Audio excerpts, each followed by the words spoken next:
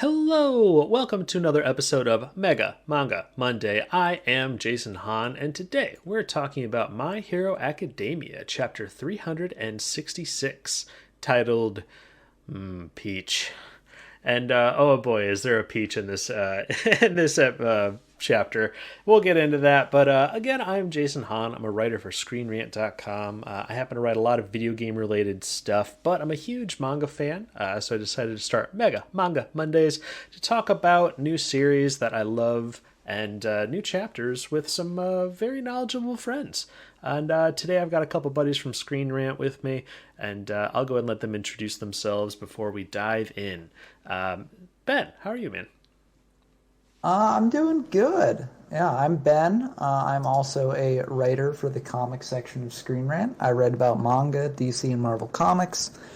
And, I haven't been too... My Hero was one of my favorite series, but I haven't been too enthused with it lately.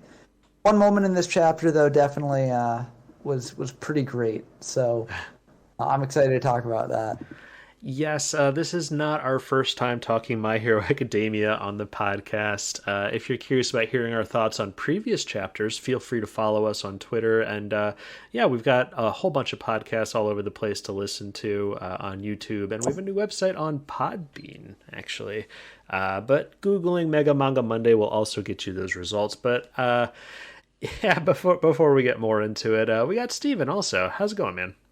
Hey, yeah, it's going well. And before I introduce myself, I just gotta say, in those past podcasts, Ben has some really epic quotes that he said about Horikoshi and stuff. It's almost worth it just trying to listen and find those specific things. So yeah, when I'm ranting about things, that's when the poet in me comes out. But yeah, my name's Steven. I write for the comic section of Stream Rant. I also do some interviews whenever they come my way. But yeah, mostly manga and a few IDW series and things like that. But yeah, this was an interesting chapter for sure of My Hero. Yeah, the last couple chapters have not been it. They in our previous discussions, especially Ben has had some very interesting things to say about the series. Definitely some things, especially related to Bakugo and what they've tried doing with his character recently, was just a lot of we thought poorly written stuff. Which is just all that much more frustrating because we've been fans of the series for a long time and we know that it can do really well. Like, Horikoshi is a fantastic artist, and his storytelling can often be really good. At the end of the day, and it's something I said at at the end of our last podcast, that My Hero Academia is still a manga that with each new chapter has the potential to be fantastic. And for me personally, this chapter was it. This chapter made me very happy that I've been following and still reading week to week, because there was more than a few moments in this chapter I thought that really, really did it for me and got me really excited. I spun around in my chair in excitement and all that good stuff.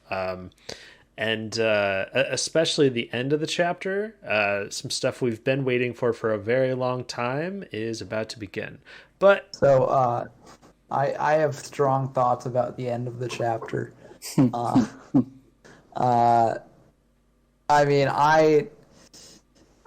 assume what you're talking about is Deku showing up, right? Yeah, we finally got Deku showing up. But yeah, last we saw Deku, he was flying across the ocean because he got teleported to the wrong place, and we had quite the cliffhanger of him about to be intercepted by some... we couldn't really tell because they're so far away. And it was right after All For One said some very evil sounding things that we thought were about to possibly hit Deku. So that was the last cliffhanger we left with him. So for me personally, him showing up here at the very end felt awesome. just because we were expecting him to be one place, and we just kept waiting for him to show up somewhere else, or if they were going to, snap back to whatever he was experiencing on the water. There was just that unknown, and I thought this was great. And see, this is why I felt like this moment was not awesome for me. Because it just felt like, Horikoshi setting something up and then not delivering on it, right? Where he set up something to delay Deku even more, potentially, or something for Deku to do, and thus setting up other things to happen with Shigiraki and all that stuff. And then he's like, nah, Deku's here now. And it's like, I mean, I know you want to end the series before the end of 2022, Horikoshi, but I'd appreciate it if you actually follow through with what you set up. And maybe next chapter there will be a flashback to, like, Deku dealing with some Nomus that he encountered or something like that.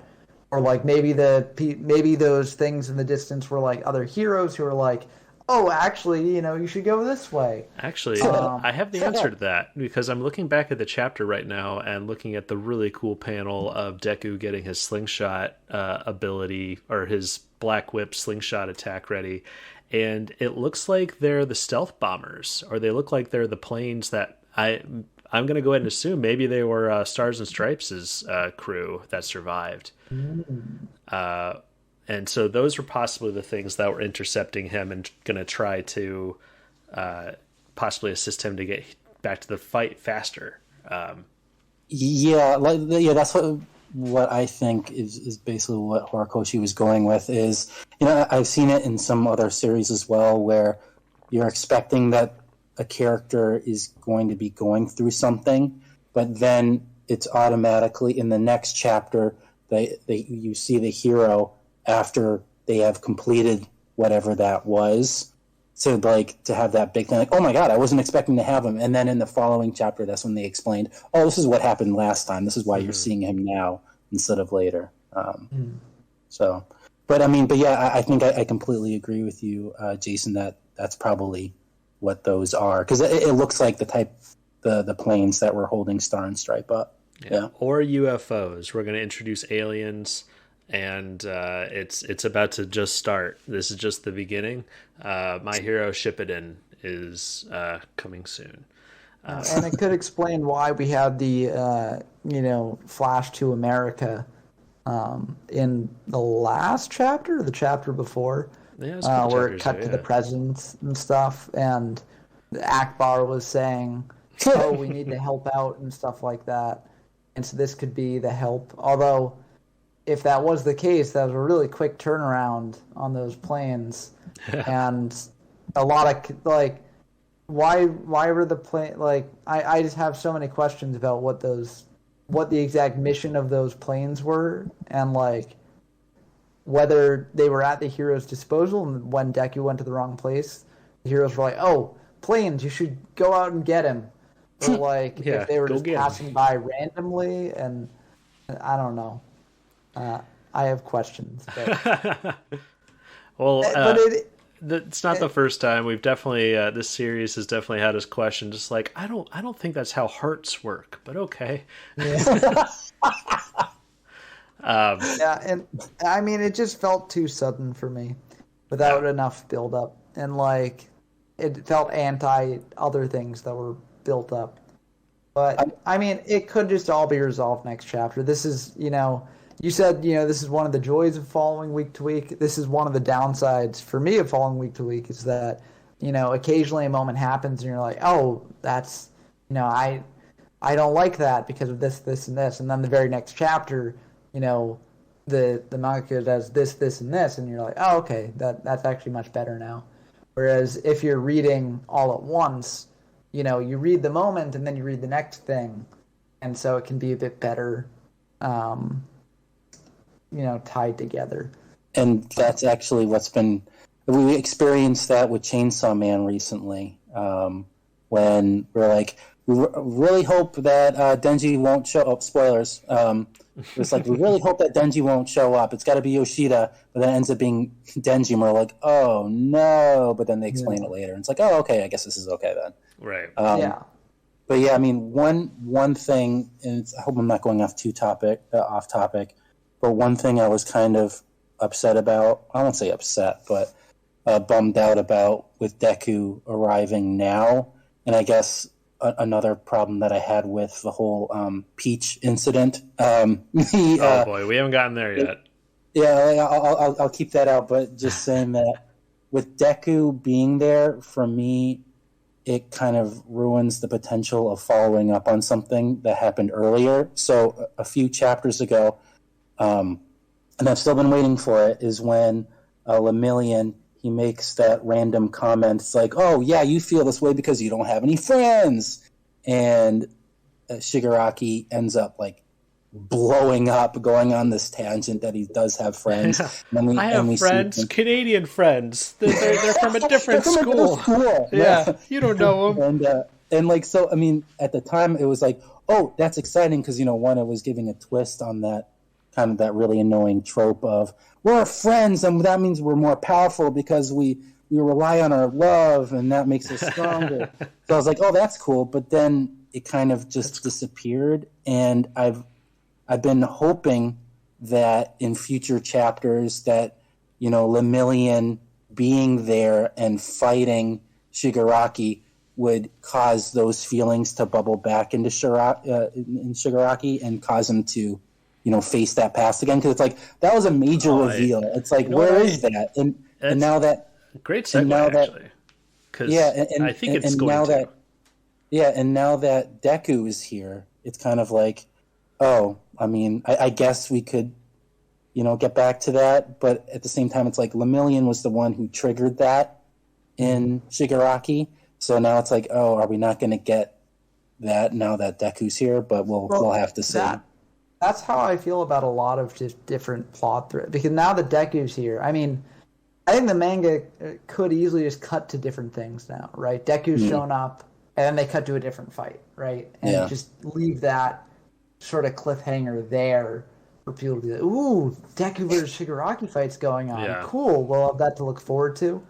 But if they just go into the Deku-Shigaraki fight, like, that is the big fight of this manga, right? Oh, that's the big thing that I disagree. It's Toga, man. Are we gonna get the Toga Ochako fight?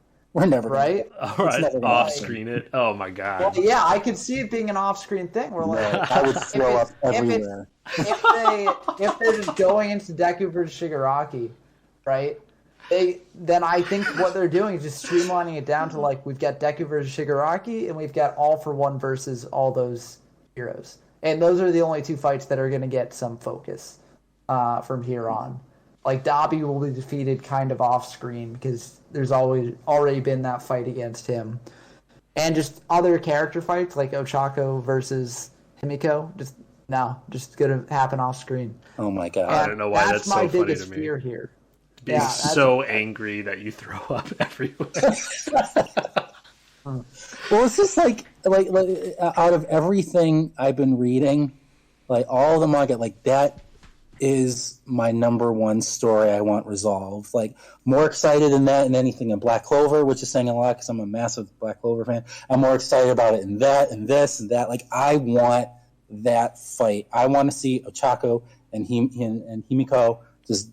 I want that. That is what I want more than anything right now. I think that they've set up so much that it would be really, really disappointing and a real shame if they, you know, don't show that. If what Ben is saying comes true.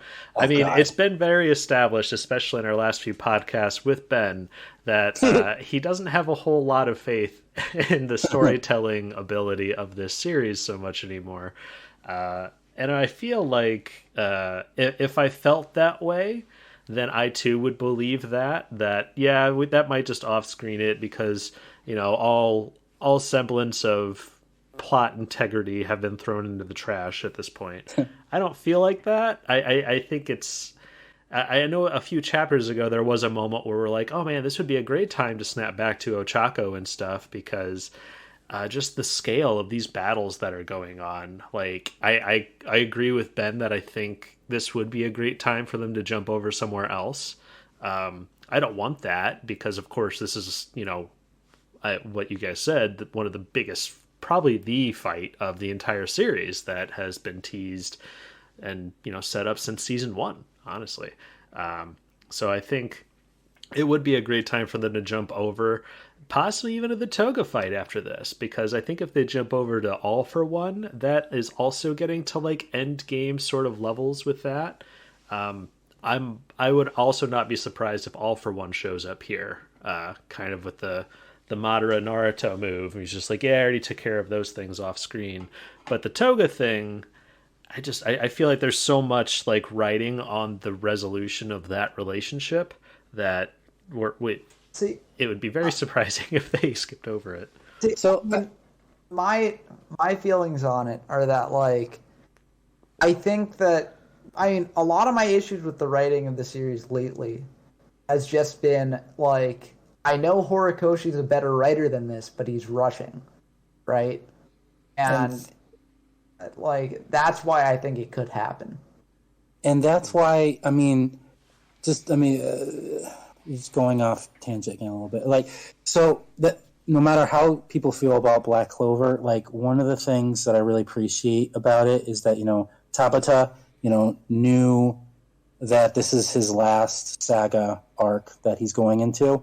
And so that's why he took those 3 months off to make sure that he delivered like what fans wanted and so that it would work. And I feel like this Horikoshi just wants to finish so badly, he's rushing, that unfortunately it is affecting the storyline. And I just really wish he went the way of Tabata, like taking the time, taking those few months off, just drawing everything out, just end it the right way. Just because, really, My Hero was actually, because I had given up on Shonen a long time ago, and My Hero was what restored my faith in Shonen. Like that's what got me back into it. So it's a really important series to me, and it's really heartbreaking to just having this happen because this is what brought me back into Shonen land. And it's just like, oh, and now this is it's just such a shame. It's really upsetting. Yeah, and this could be something that gets fixed in the anime. Like I know Attack on Titan Season 3, actually, the mangaka was like, oh, actually, I think you should change these things in my original story. Now I think it would make it better. And so it made part of that a lot more smooth than it was in the manga, which could happen here. Horikoshi could be like, oh, actually, I think you should make these changes because I was trying to end the series quickly when I wrote that. But looking back on it now, you should probably have Best Genius sacrifice himself for Bakugo, or like you should have this business. And like if the manga does off-screen things, right? Like that's perfect material for the anime to cover, right? And yeah, no, and also too, it's kind of going off of that. Like it's not the same with Attack on Titan, but I know with Sui Yoshida, who is a mangaka for Tokyo Ghoul, like he wrote the first few, I can't really call them seasons, but he wrote like the first part and the second part in the manga, and then for the anime adaptations, they're pretty much completely different. But the thing is that he wrote them himself. So basically, he was rewriting the same story that he told in the manga to create a completely, something completely different in the anime, which is really interesting. I didn't know that he wrote season 2 of Tokyo Ghoul. Yeah, he rewrote it completely, and he did that with Tokyo RE too, or that's awesome. Tokyo RE. That's actually something. I'm gonna retell. Yeah, he's like, I'm gonna retell the story a different way. It's so amazing. Like I didn't know that either, but like when I started writing about Tokyo Ghoul like a few months ago, I was looking into it. I'm like, oh my god, he actually wrote the screenplay for the anime. It's like, that's amazing. And that's something that we had a previous discussion about like the state of Dragon Ball. I'm not going to ruin things with it, but it's just like the video game, the manga, the anime, the movies seem like they're all completely made by different teams, which I know that they are, and that makes sense. It's a lot of content to create. However, I wish that they would just phone call or send an email to each other, let them know, hey, this is the thing we're planning on doing. Let's all settle like on a timeline, and let's all like build off on the same timeline. So then each new thing is building a story instead of like, hey, we're gonna do like I just wrote I wrote an article about new Dragon Ball Z Kakarot DLC coming out. Yeah, there's new DLC coming out, which is exciting. The game was cool. It's very shiny. But they have DLC coming out where you play as Bardock, Goku's father, way before he's even sent to Earth and stuff, which is stuff that they've covered in the new movies. Like they've kind of redone it. But they're like deciding to base the DLC on like the 90s TV special, which is its own canon. And I'm like, you guys are jumping all over the place. Like, just decide and build. Yeah, it's like no. I gotta say something first. Wait. No. I gotta say though, I love that though. So, Jason, you shared that story with me, and I read it. Awesome article. You should check it out, by the way. And thank you. And in the article, you included the trailer, and I gotta say, like, so I grew up with Bardock, the father of Goku, the movie, and I still have it on VHS in the other room and watching that trailer though, oh my god! Like I'm glad they didn't talk that through though, because it's like I'm a fan. I'm going off tangent, sorry, but I'm a fan of like how the manga retconned Bardock's character, but the trailer, man, like if you're a fan of the old movie, Bardock, the father of Goku, I mean, holy God, it is amazing. Like, I'm more psyched for that game than seeing any more Bardock in the manga. Like, I was like, off topic, but yeah. But, so yeah, to kind of go back to My Hero, it's just, if they did that in the anime, I would love that. Like, Horikoshi comes back and he's just like, yeah, I actually didn't have time to do this, so you guys could create more filler to express this idea that I didn't have time to flesh out. It's something that they kind of dabble with in the One Piece anime right now too, with varying results. But yeah, but I wouldn't hold the One Piece anime as a gold standard for much. It's gotten a lot better. It just every once in a while they absolutely nail it and do it way better than the manga did. But then again, there's also 10 minutes of like, this isn't interesting. They've also turned every fight, or at least from some clips that I've seen, they've turned it into just Dragon Ball fights, and it's like, this is One Piece. I know Toei does both series, but like, this fight should not be a Dragon Ball fight. Yeah, well, we're getting off topic. We'll talk more in our One Piece My Hero, or our One Piece My Hero podcast, our One Piece Mega Manga Monday podcasts, which I highly recommend, especially if you're into One Piece. But yeah, and that's another thing. I think when this gets animated, this moment especially, I think they've done such a good job with the voice acting and the effects and how well they produce the anime a lot of the time with My Hero Academia, that as soon as I saw Deku show up and charge up for the hit, I hear the scream already in my head. I hear the sound effects. I am very, very excited, which kind of relates back to what I was saying at the beginning of the podcast. Even though a few of these chapters lately have been really disappointing and they've made some moves that I just really took the wind out of some of my sails, this chapter blew those sails, and we're going. Yeah, the Peach was an epic moment. Yeah, we haven't even really started getting into like the progression of this of this chapter.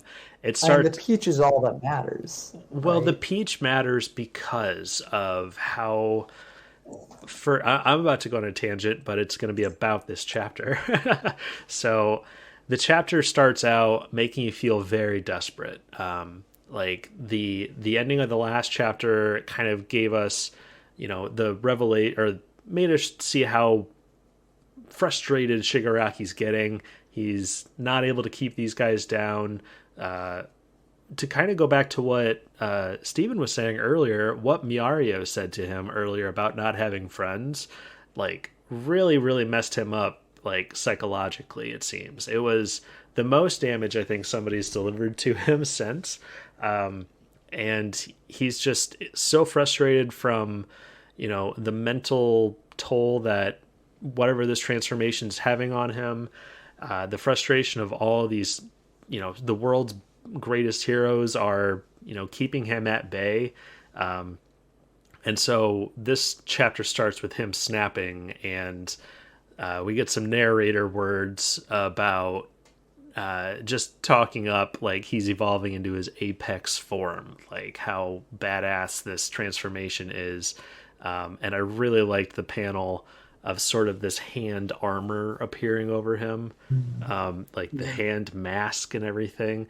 I'm kind of glad, because I was worried at the end of the last chapter that, like, and it was a theory that we had come up with, that his family was like manifesting and might split off and have their own powers and personalities possibly. And it was actually more of just part of this transformation. He's kind of going into like a hulked out mode. But it just making him scary. And especially with that panel of saying evolved into his apex form, and you just see this like intimidating Hulk forming and then swat away at Mirako. But what'd you have, Ben? Yeah, it's interesting because like visually it reminded me a lot of the Dark Deku form, right? Ooh, yeah. Like with the mask, like it gave me big Dark Deku vibes, and I was like, okay, that's an interesting way to mirror the two, protagonist and antagonist having similar looks at their lowest points. Mm-hmm. So I do like his new form. And you want to know the best panel showing off his new form in this chapter, right when he reacted to the peach. Okay, so we're still getting there. Just the desperation this chapter makes you feel after the reveal of his new ability. He smashes he swats Mirako away like a bug. He smashes Sun Eater. And this is all causing Miario, who is the one who, caused that mental damage with that hit that he delivered, making him feel, less, because he was the cocky one. He's the one that can jump all over the place and not get hit. And at this point, he is terrifying Miario. Like, he's watching him swat away at all these people that he's known and loved. And it just... Horikoshi, I think, did a great job, like, drawing Miario's reactions and just making him feel powerless. And even that line that Shigaraki delivers to him, he's just like, I know how weak you are. Like, oh man, this is scary. Like, it was kind of what we've been waiting for, honestly. Like, all these people are the best heroes around, sure, but Shigaraki is supposed to be this unstoppable thing. Like, he's an end game boss, I'm sure is how he would want to be referred to as. But this chapter really showed that. This new transformation, he's just tearing through. There's nothing Miario can do. He's getting to his lowest moment, and I was honestly afraid that he was going to get killed or something, because it just felt like he's kind of thinking, like, what can I do? And then he thinks of Night Eye, and Night Eye's weird personality and weird sense of humor, just at the lowest, scariest time of one of my favorite heroes in this entire series. And then you get the page turn of check out this peach, because he's got to delay Shigaraki for just 2 seconds because of some mysterious call we get of we need to lift the barrier just for a second. And you're like, wait, why? Are they gonna like sink the whole place? Are they gonna like do something to Shigaraki? Like, what's going on? And so it put you into a state of fear, and then it was a state of confusion, and that's the perfect setup for the peach moment where I loved it. And it really does prove that Mirio is the. Night Eye was the Batman of the My Hero Academia universe, absolutely. right? And so that makes Mirio the Nightwing of the My Hero Academia universe, right? Okay. Batman's sidekick who grows into his own, all that stuff. Who has the best ass in DC Comics? Nightwing. Nightwing. Does he really? To have the best ass in My Hero Academia? Mirio. Or in the Harley show. It really proved that. Well, in just it's a meme about the comics in general, where like whatever they draw Dick's ass, it's just like I don't. It's just the best ass in comics. Sorry, what a sentence. Have you seen the Harley Quinn show? I did, yeah. And I was very happy they referenced it. I was like, they better reference it. They referenced it in the Harley Quinn TV show tie-in comics, but yes, they did. Yes. And I'm so glad that they referenced it in the show as well, because the masses need to know. But the masses need to know about the asses.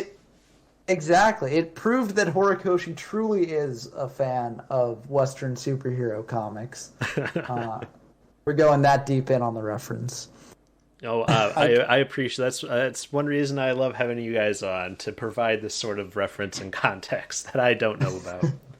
I gotta say that, like, all of that makes sense, but for me, it actually, like, I didn't like that moment, and it's because I'm still hung up on how Lemillion was originally portrayed, and it just shows how much we've kind of lost that. So, as we all know, All Might was originally going to make Lemillion the successor of One for All, but then he ended up, last minute being moved by Deku, or at the time he wasn't Deku, and so he gave him his power, and it was just because Lemillion was going to be the next All Might, and that's how he was portrayed originally. Like, he was this, the older student who had this who had a normal quirk that wasn't like, it was like, oh, how could you use this? But then he ended up manipulating it in a way that made him almost unstoppable. And he was really and I just love that dynamic, because at that time, he was the only one that seemed to really stand up to Deku, and like, he was his true rival. And then we kind of lost that, when Eri, took away his quirk by accident.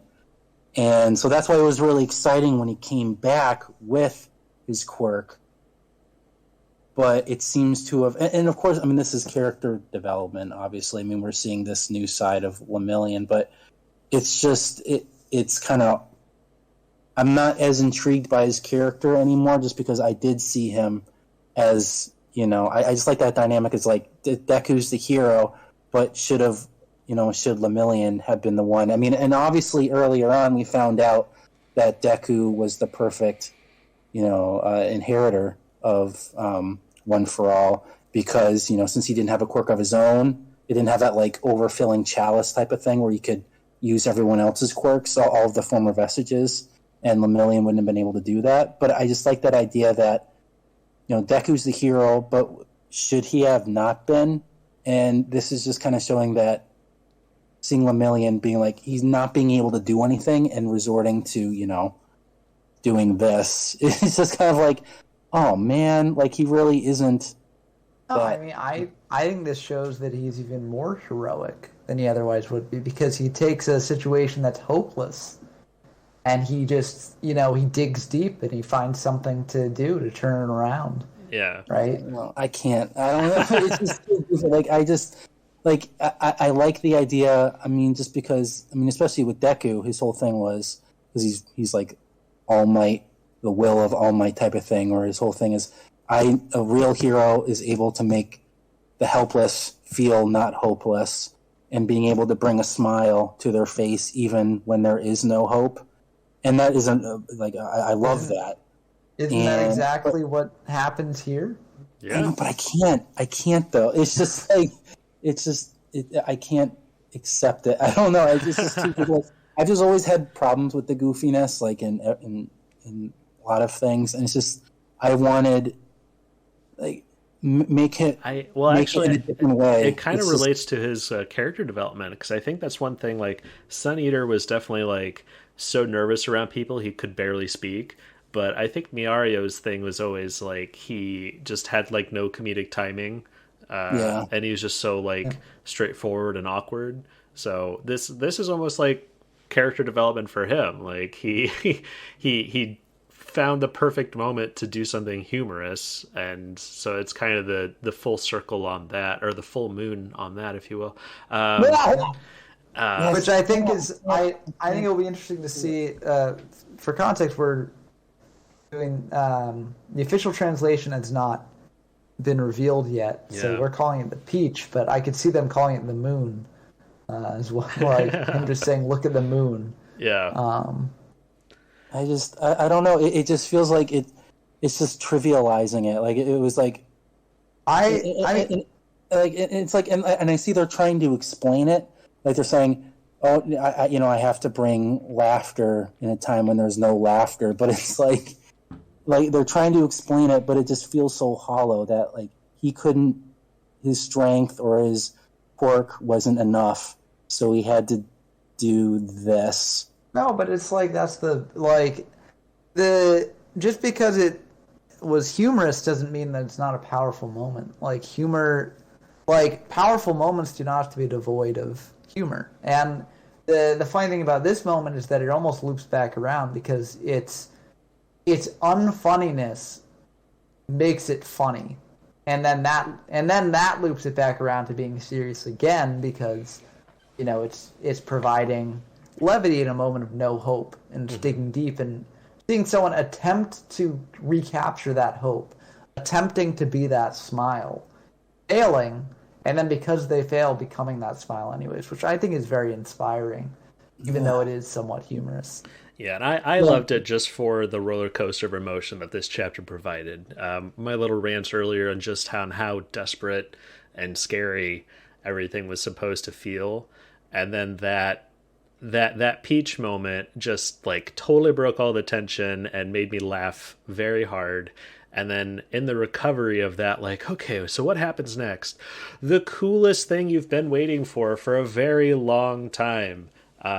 And then so that moment just impacted even harder for me when Deku shows up and smashes him in the face. Like the roller coaster there of you being down and scared to laughing to awesome. Like it just this chapter made me happy to be a My Hero fan in a time where I haven't been.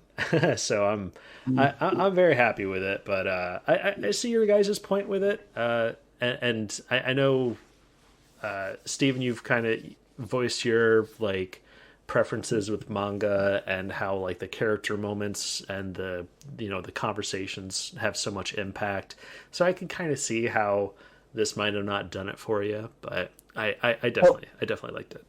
Yeah, I mean, and also too, I mean, I guess it also goes back to, I guess I wasn't on the podcast for the last chapter, but something that I guess I just came in a little sour already, because so even though I wasn't on the podcast, like I was also seeing that, or I was of the same impression that the characters that we were seeing were his family, and what made it really more important for me was what he was saying at that moment. So when Shigiraki first explained his past, like with the first time we see it, and it's from his eyes, so it's kind of tainted, of when he, his quirk first awakened.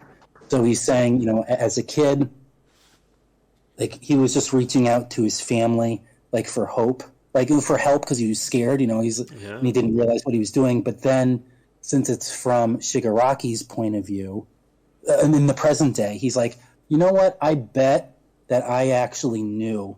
I was already broken by that time, and I knew that touching them would kill them, and that's what I wanted deep down. So it brought that whole like sinister side of it, like, oh my God, was he always just some crazed jerk, like just a psychopath from the very beginning?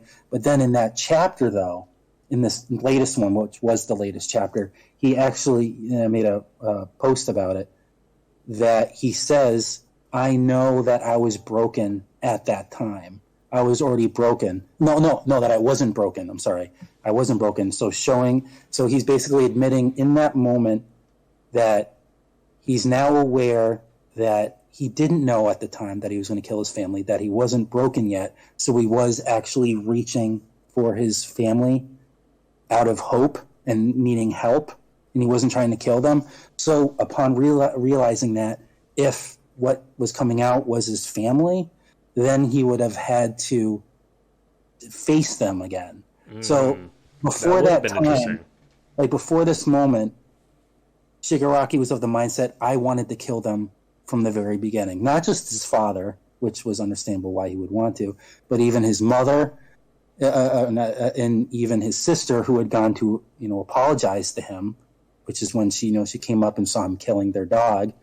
Like, if the fact that he actually wanted to kill them then, seeing them now wouldn't have really mattered. It's like, oh, it's you jerks again. Yeah. I wish I told you. I already got rid of you. Yeah, but now it's like he realizes in that moment, I actually wasn't broken. I didn't want to kill them.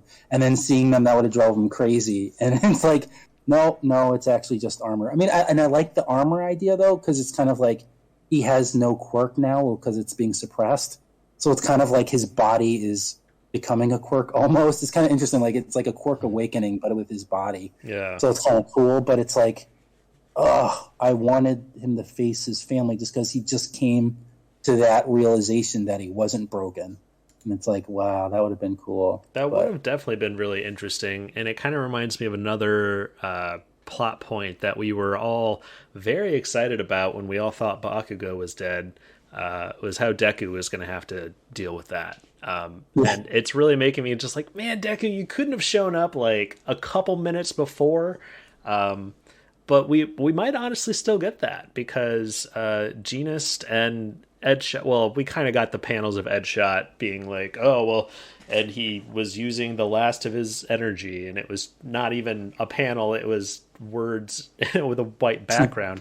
But we might still get that. Like, if Deku lands and then he sees Bakugo still being a bloody mess, we could still get, like, an emotional Deku moment of thinking that Bakugo's dead. Even though he will inevitably come back and probably help Deku. We might get a cool tag team fight in the manga, which would be awesome because we've gotten one in the movie, which was all very uncanon.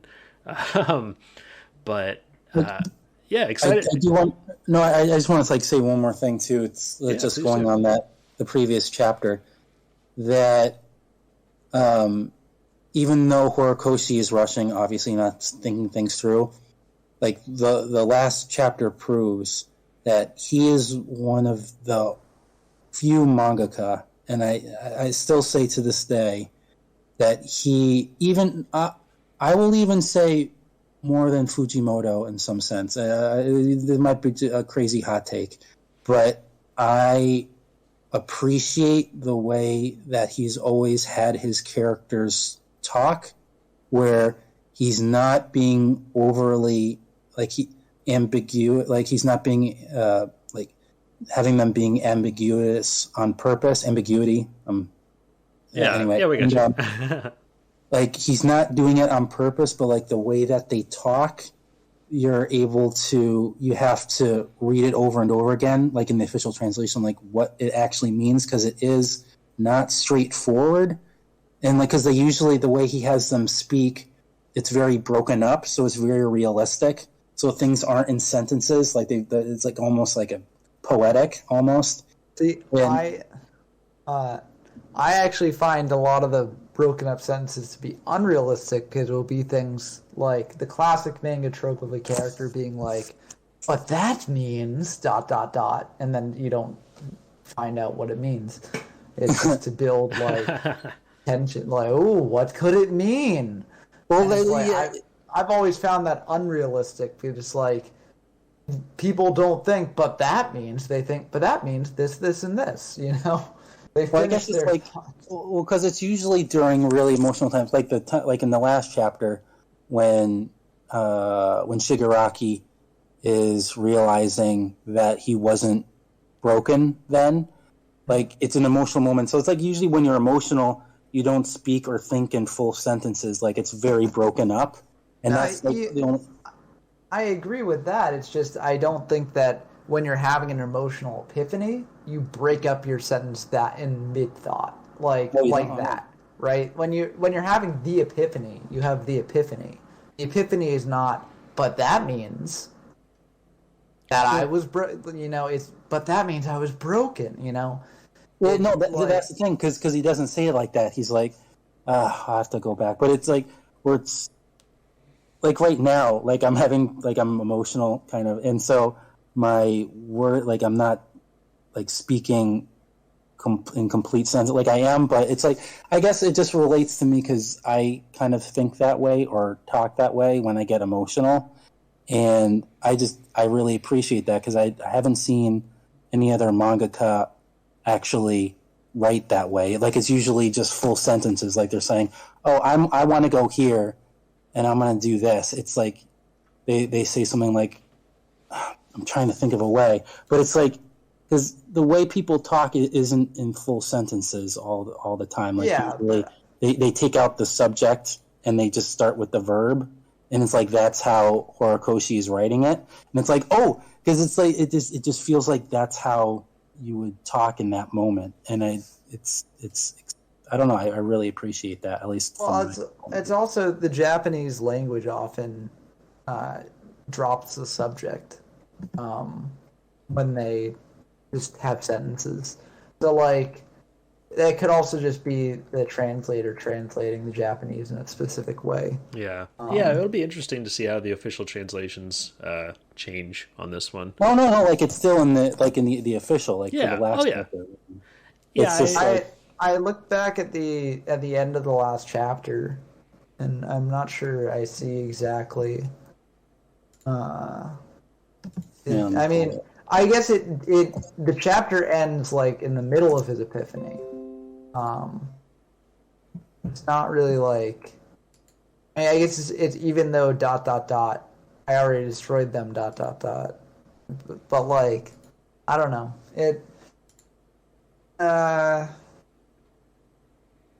I'm not sure I get exactly what you're. Oh well, I do. I too enjoy the writing. I think it flows pretty well, conversationally wise. But I do also see the, of course, the normal anime trope of, oh no, they're talking about his ... Yeah. You come to find out a couple chapters later what they're talking about. I feel like this series does a pretty good job of not doing that a whole lot, but there's definitely some times where I feel like it does. But we're getting kind of close to the end here, guys. Any more thoughts on My Hero 366? I thought it was peachy. That's my thoughts. Slow clap. Everybody slow clap for Ben. Thank you. All right, guys. I think we'll go ahead and move into plugs and recommendations. This is definitely not our first and will not be our last discussion on My Hero Academia. So please check out our previous discussions on Manga Mondays podcasts. We've got a new website, and it's on through Podbean. I don't have the exact thing memorized, the address memorized, but I do have the information in the description. So definitely check that out, as well as our other discussions. We talk about series like One Piece, Jujutsu Kaisen, Berserk, Dragon Ball Super, all kinds of stuff. So I hope you'll check it out. Also follow us on Twitter for updates at Manga Mondays. But I'm Jason Hahn. Please check out my stuff on ScreenRant.com. I also have a YouTube channel called Honzy and Friends, where I like to play really cool games. Usually like to stream on Wednesdays and Sundays, and upload an occasional hilarious, let me know if it's hilarious, comedic Let's Play videos from time to time. That's Honzy and Friends. Please check that out. Steven, any plugs or recommendations, buddy? I would just say I actually forgot to say it in the last one from this morning. Because I was talking about the Powerpuff Girls. But also another good comic that I've been getting into in IDW is Star Trek Picard Stargazer. which takes place between season 2 of Star Trek Picard on Paramount Plus and the third and final season, which is yet to come out. And it's the only one issue has come out so far, but it's doing a really good job of filling in the details of what the third season seems to be about, but it just adds some context. Like, for example, we spoilers, I guess. Spoilers if you haven't finished watching season 2 of Star Trek Picard. Don't do it. We'll plug yours. Okay. So I'll just say headphones off. No, yeah. So I guess I won't say it then, but I'll just say that it just fills in a lot of things and makes what is in the trailer of season 3 not as clear cut as it's being presented. Like a tangent had to have happened for the season 3 trailer to conclude that way. So I guess I'll say it like that. But yeah, so Star Trek Picard Stargazer is really good. I'm really enjoying it so far, especially since I like the Paramount Plus TV show. So that's all I'll say for that. Excellent. And Ben, how about you, man? Yeah, so I mentioned Nightwing earlier in this podcast, and since I'm talking about Nightwing, I might as well plug Nightwing's current series by Tom Taylor and Bruno Redondo. It is just a very good comic, very fun, and you don't need to be too connected into DC lore and other series and all that stuff. Like, a passing familiarity helps, but it's just a really fun story, and it really shows what makes Nightwing different from Batman. And what makes him stand out among the Bat family is being the brightest of them, I'd say, the most hopeful.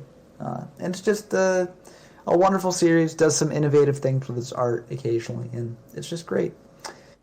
In terms of plugs, I have a YouTube channel of my own called YGO from Zero, where I cover historical formats of the Yu-Gi-Oh! Trading card game. So if that sounds interesting to you, definitely check it out. All right. Well, thanks for your time today, guys. As I said, I'll have links in the description for our plugs and recommendations. Yeah, looking forward to more My Hero Academia chat, especially after this chapter. We'll see if we continue on with this Deku fight, or maybe we'll finally move over to the Toga Ochako fight that Steven's been waiting so much for. But it's been a lot of fun on Manga Mondays, and thanks for your time today, guys, and I look forward to the next one. Yeah. Me See too. you all next time.